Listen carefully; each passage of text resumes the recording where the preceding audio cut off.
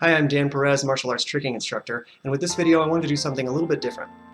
I've been learning and practicing tricking for more than 20 years now, and so I thought it might be worth mentioning that the current rules for defining which tricks can be used in different forms divisions are pretty close to what they were back when I was competing. So my hope with this video is that by highlighting the gray area in those definitions, I can inspire organizers to make some updates to how sport martial arts divisions are separated, encourage athletes to expand their boundaries, and elicit more dynamic competitions. Enjoy! There is a generally consistent line separating the strictly traditional performance from contemporary movement, i.e., martial arts performed freestyle with acrobatics. For the purpose of this video, we're looking specifically at the line between not traditional enough and too extreme otherwise. The most dedicated effort to define this line is currently in use by NASKA, where it's drawn between the creative and extreme forms divisions with a subset of rules and definitions. So we're going to be taking a close look at that subset of rules to figure out whether that solution is working. The two questions we'll need to answer are, what are the rules, and why are those the rules? The answers to these questions will yield the most helpful considerations for how to update them. In the creative division, you cannot perform A. Moves that involve more than a 360-degree spin, B. Moves that require the body to be inverted more than parallel to the floor, C. Moves that are similar to those found in gymnastics or other non-martial arts disciplines. So let's look at some clips to put those rules into practice. We have tornado kicks, which are allowed in creative, pop 360 as well. Then as we bump up to 540 kick, 720, and cheat 900, we're entering into extreme territory. Vert kicks tend to be where the spin rule applies, but let's look at some inverts. We have butterfly, which is allowed. Aerial is too inverted. For that same reason, cartwheel is technically out, but scoot is okay.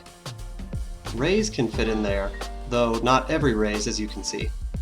A lot of this comes down to the extremely important difference between the letter of the law and the spirit of the law. The goal is to compare apples to apples, so anything deemed too advanced or not martial arts enough goes into the extreme division. The problem is with the letter of the law. Who says what's too advanced and why? Moreover, is that assessment accurate? Let's make you the judge while you take a look at a few more clips and try to parse out whether they belong in creative or extreme divisions based on those rules. B-twist looks pretty extreme, but is it more than a 360 spin? What about this side swipe? Neither of these go inverted past parallel to the floor. If a back handspring is too inverted and therefore counts as extreme, what about back handspring that goes horizontal? Or scoot that goes inverted? An illusion kick is common in dance and gymnastics, but it is currently allowed. Should that be the case? A 540 kick from backside is essentially the same thing as a pop 360, especially if it lands on the kicking leg. Creative or extreme? Here is probably a good point to take a break and point out that ambiguity or inconsistency is the result of the wording of the rules. Let's start with the first one, and specifically we're looking at the wording that says, moves that involve more than a 360 spin. Based on that wording, this demonstration of a tornado kick could disqualify a competitor from the creative division because between the setup and the return to stance upon landing, this tornado kick involves 720 degrees, double the limit. So here's where you can say, very funny, but obviously they mean the spin that happens in the air. If that's the case, then in addition to that pop 360 and backside 540 kick, the regular, as in cheat 540, the cheat 720, and even this 900 count as 360 degrees in the air. Over-cheating the takeoff to front side means it has the same in-air spin as this pop tornado kick, which is currently allowed. That would also include double kick variations like fei long or jackknife.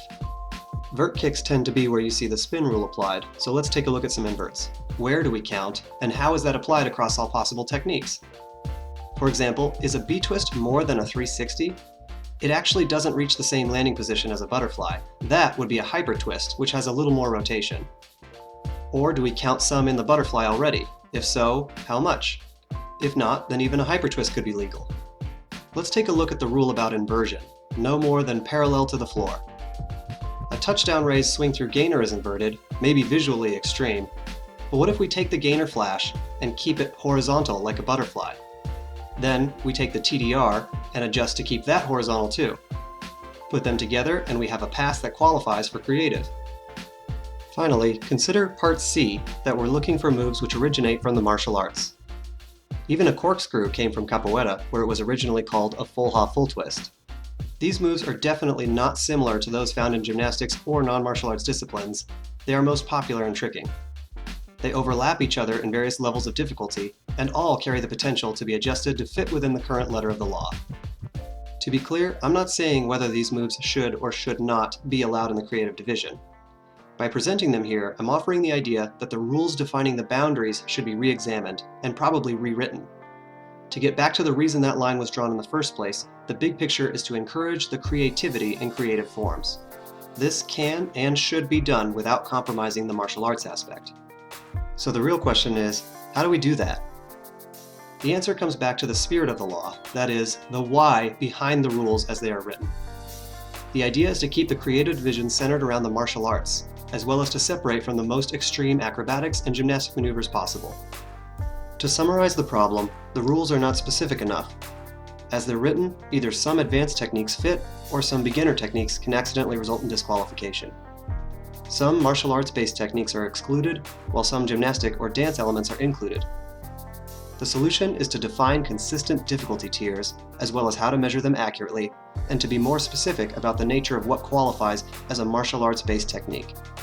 Doing so should foster creativity, reinforce the martial arts aspect endemic to the sport, and hopefully result in more dynamic competitions.